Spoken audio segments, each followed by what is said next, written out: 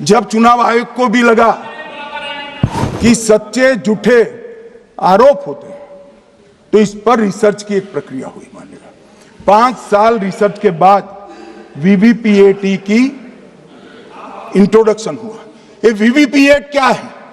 मैं जब वोट दबाता हूं तो समझ गए दादा, धन्यवाद मान्यवर। मैं जब वोट दबाता हूं तो मैंने कमल के निशान पर वोट दबाया, तो पास में एक पर्ची निकलती है कि आपका वोट कमल के निशान पर रजिस्टर हो गया है। फिर भी आरोप हुए कि पर्ची और ये दो अलग होते हैं। तो चुनाव आयोग ने निर्णय किया कि 5% ईवीएम और वीवीपैट के परिणाम कंपेयर होंगे। तो मशीन खुला, इसमें 396 वोट मिले। तो वीवीपैट में कितने वोट मिले, तो 396 है या नहीं है, ये 5% मशीनों में मिलता है। मान्यवर, मैं आंकड़े लेकर आया हूं चुनाव आयोग को पूछकर आज कि कितने वीवीपैट और मशीन का मिलान नहीं हुआ। आज तक 16,000 मशीन और वीवीपैट का मिलान हुआ है, एक भी वोट का बदलाव नहीं।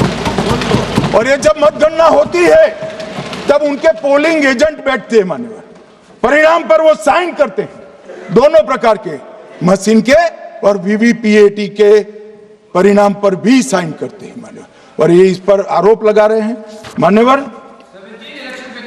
अब ये कह रहे हैं कि उस वक्त वाईफाई नहीं थी। सबसे पहली बात, 2004 में वाईफाई आ चुकी थी, मगर फिर भी चलो मान लो, आरोप लगाते गए। ईसीआई ने 2009 में एक छेड़छाड़ के आरोप पर भाग लेने के लिए 10 राज्यों में 100 ईवीएम लगाई गई। सब लोगों ने प्रयास किया, 2009 में कोई छेड़छाड़ नहीं कर पाया। फिर भी आरोप लगाए तो 2017 में इलेक्शन कमीशन ने जून 2017 में 3 दिन तक ईवीएम इलेक्शन कमीशन की ऑफिस में रखे कि कोई भी पार्टी आकर, कोई भी टेक्नोक्रेट आकर, कोई भी साइंटिस्ट आकर ईवीएम को हैक कर कर बता दे।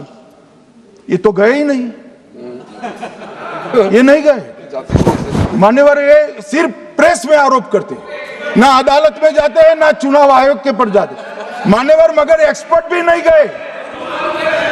आप कोई एक्सपर्ट भेज देते भैया, एक्सपर्ट भी नहीं भेजा।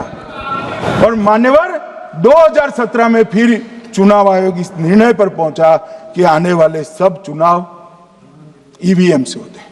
अब चुनाव आयोग ने तो निर्णय कर दिया, मगर मैं भी साहब थोड़ा ज्यादा सोचता हूं। ये चुनाव आयोग कहता है कुछ नहीं हो रहा है, कुछ नहीं हो रहा है, तो ये लोग आरोप क्यों लगा रहे हैं?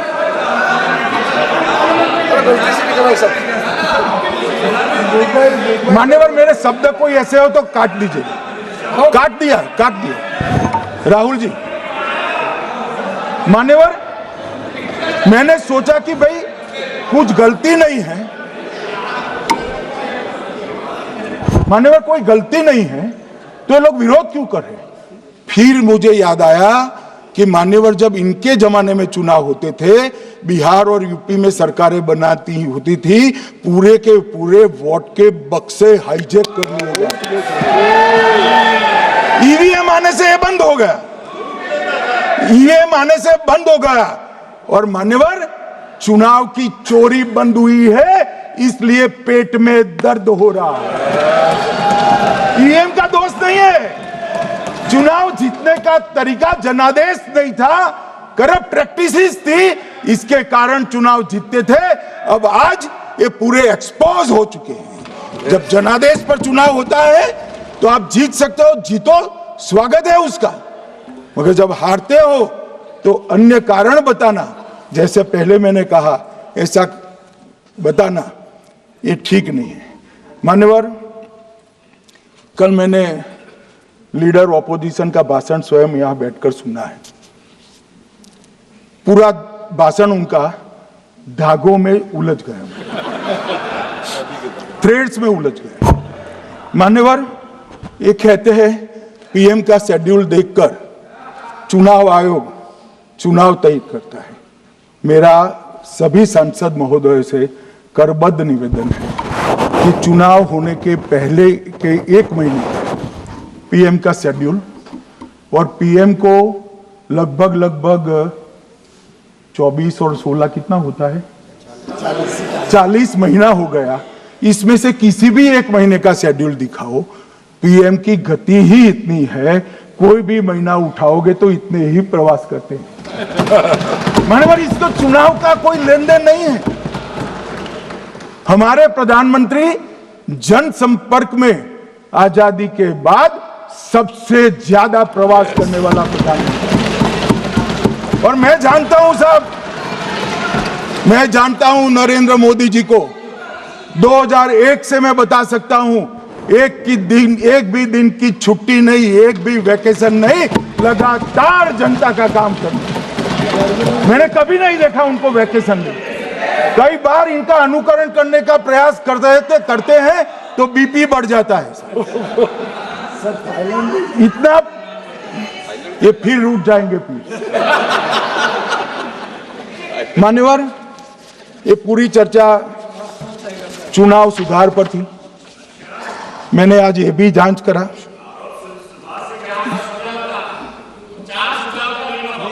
सुनो ना, जरा धैर्य रखो भाई। मान्यवर, मैंने आज सुबह चुनाव आयुक्त के वहां जांच कराई। जांच मतलब कोई गोपनीय चीज नहीं पूछी है, आप इसका इशू मत बने। मैंने ये पूछा कि चुनाव सुधार के लिए मई 2014 के बाद कौन सी पार्टी से कितने आवेदन आपको मिले, क्योंकि चुनाव सुधार जो करना है इसकी प्रक्रिया क्या है। मान्यवर, चुनाव सुधार सभी राजनीतिक दलों के साथ चर्चा कर चुनाव आयोग भारत सरकार के विधि मंत्रालय को भेजता है, और विधि मंत्रालय इसका कानून बनाकर संसद के सामने रखता है। ये प्रक्रिया है। तो मैंने सोचा कि इतना बड़ा हो हल्ला हुआ तो ढेर सारे चुनाव सुधार कांग्रेस पार्टी ने दिए होंगे, तो मैं जरा उसका पूछा कर दूं, लगे हाथ तो इसकी भी बात कर लूं, इसमें गोपनीय क्या है। तो मैंने पूछा तो साहब मुझे एक रहस्य मालूम पड़ा कि आज तक मई 2014 से चुनाव आयोग को एक भी चुनाव सुधार का सुझाव कांग्रेस पार्टी से नहीं। मान्यवर,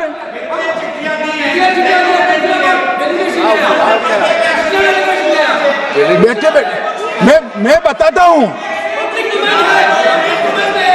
मान्यवर, मैं जवाब पूछोगे क्या?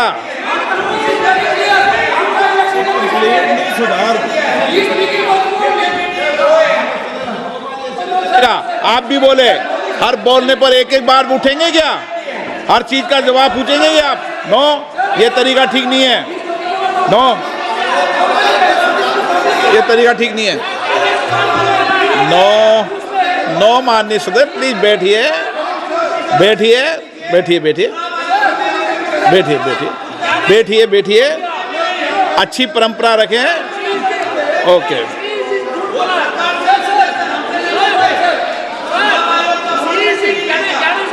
नो प्लीज, हर 2 मिनट में उठते हैं। अच्छी है, नो ऐसी, नो प्लीज बैठिए आप, प्लीज बैठिए, प्लीज बैठिए, प्लीज बैठिए, सुनिए प्लीज बैठिए।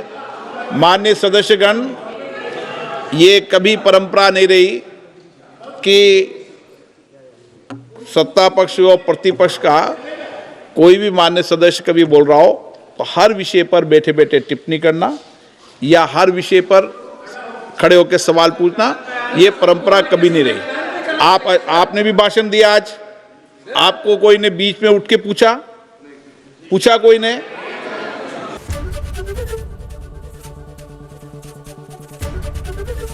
एबीपी गंगा, खबर आपकी, जुबान आपकी।